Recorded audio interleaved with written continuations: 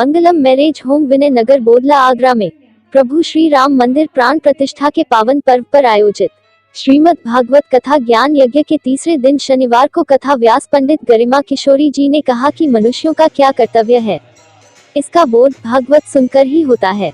विडंबना ये है कि मृत्यु निश्चित होने के बाद भी हम उसे स्वीकार नहीं करते हैं।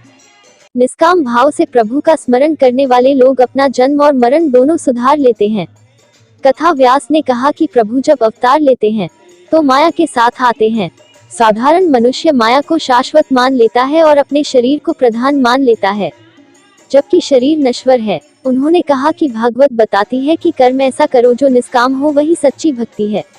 ब्रज के रसिक संगीतकार बलवीर सिंह बल्ला ने सुंदर सुंदर भजन सुनाकर सभी भक्तों को झूमने पर मजबूर कर दिया।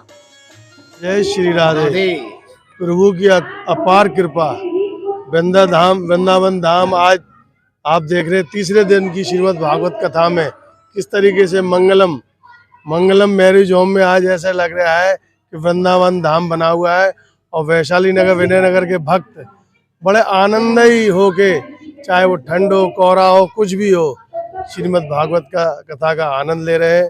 निश्चित ही जब श्रीमद् भागवत कथा होती है तो अगर जिसने भी एक क्षण भी वहाँ का आनंद प्राप्त कर लिया वो लोक परलोक से सुखी हो जाता है, भवसागर से पार हो जाता है। बिहारी जी सबकी नैया पार कराएं, आने वाला 9 वर्ष सबके लिए मंगलमय हो, ऐसी हम लोग शुभकामनाएं करते हैं। और जहाँ जहाँ श्रीमद् भागवत कथा होती है उसके आसपास के क्षेत्र में भी सुख शांति हो जाती है।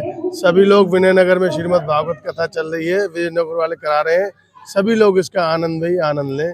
जय जय श्री राधे। मेरा नाम भूदेव सिंह है, पूर्व प्रमुख फतेहपुर सीकरी, हाल निवासी वैशाली नगर।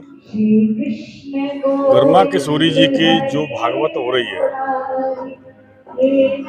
ये इतनी सरल भाषा में समझाने का जो तरीका है दीदी का, वो हमने किसी अन्य भागवत में नहीं देखा।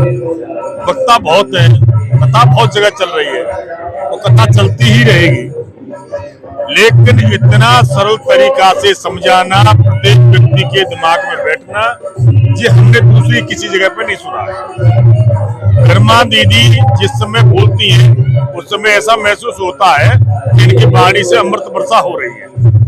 और दीदी की दूसरी विशेषता ये है कि दीदी हमेशा संस्कारों पे बोलती हैं।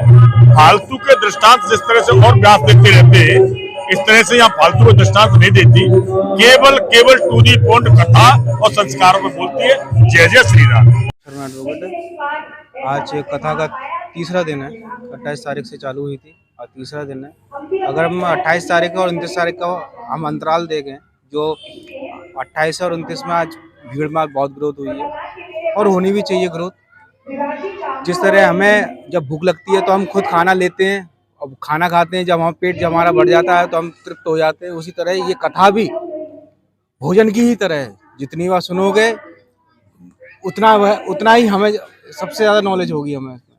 और यही कहना चाहता हूँ अपने शहर वासियों से, आपके माध्यम से, कि गरिमा किशोरी जी आई हैं, मंगलम में भागवत कथा चल रही है, ज़्यादा से ज़्यादा संख्या में आप जुड़ें, कथा सुनें।